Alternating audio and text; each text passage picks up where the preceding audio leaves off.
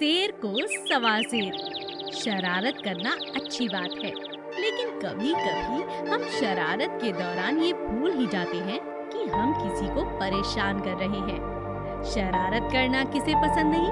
हर वक्त सबको तंग करना, सबको परेशान होता देखकर खुश होना, ये तो गलत बात है।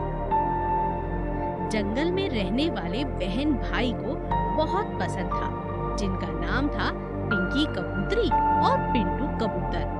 दोनों नई नई तरह तरह की शरारतें लेकर आते और जंगल के सभी पक्षियों को परेशान करने की ठान लेते और कोई ना कोई तरीका अपने खुराफाती दिमाग में बनाते रहते, जिससे सबको परेशान करें और मस्ती करके खूब उनका मजाक उड़ाएं। ये बात जंगल के सभी लोग जानते थे कि दोनों भाई बहन बहुत शरारती हैं। एक दिन पिंकी कबूतरी अपने भाई से कहती है, अरे भैया, क्या करें, दिमाग में बड़ी खुजली हो रही है। ऐसा लग रहा है जैसे बड़े दिनों से किसी को तंग नहीं करा हो। याद है पिछली बार हमने बंदर को परेशान किया था। मुझे तो आज भी सोच सोच कर हंसी आती है। बहुत मजा आया था भैया। अब तो लोगों को परेशान करने की आदत सी हो गई है। कितने दिन बीत गए, किसी को परेशान नहीं किया। चलो कुछ सोचो, नहीं तो मेरा तो दिमाग ही फट जाएगा।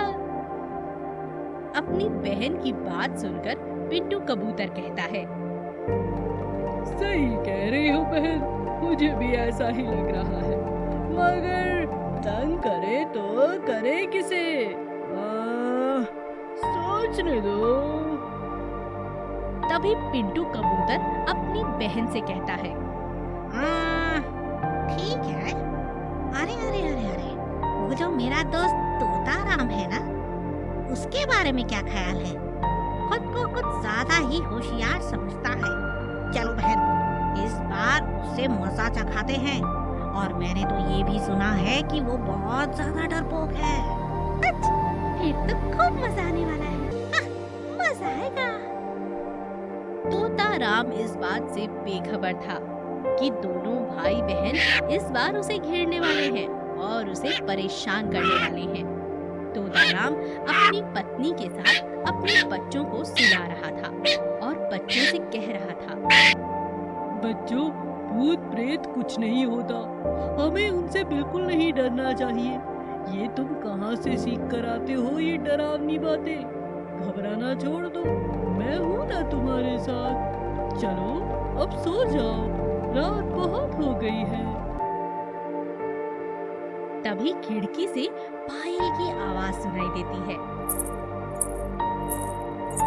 तोता राम डर के मारे उठ जाता है और धीरे धीरे खिड़की की तरफ बढ़ने लगता है। चारों तरफ अंधेरा था, फिर भी वो हर तरफ देखने लगता है। उसे किसी औरत के जोर जोर से हंसने की आवाज सुनाई देती है।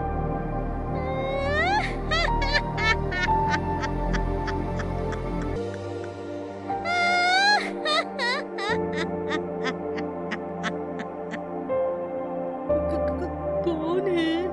कौन हंस रहा है? सामने आओ। तोता राम घबरा जाता है और घबराते हुए पूछने लगता है। तभी जवाब में पिंकी कबूतरी भूत के रूप में बोलती है, मैं भूतनी हूँ। पिछले जन्म में तुमसे बहुत प्यार करती थी, मगर तुमने मुझसे शादी नहीं की, तो मैंने उस गम में आत्महत्या कर ली थी। और अब मेरी आत्मा भटक रही है और मैं भूतनी बन चुकी हूँ। मगर मैं आज भी तुमसे प्यार करती हूँ और तुम्हें अपने साथ ले जाने आई हूँ। चलोगे ना?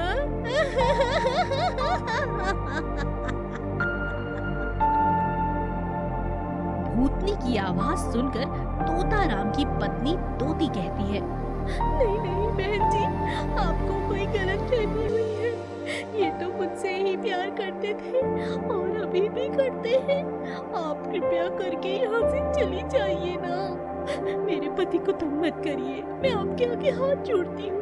आप जो कहेंगी मैं वही करूँगी, मगर आप यहाँ से चली जाइए।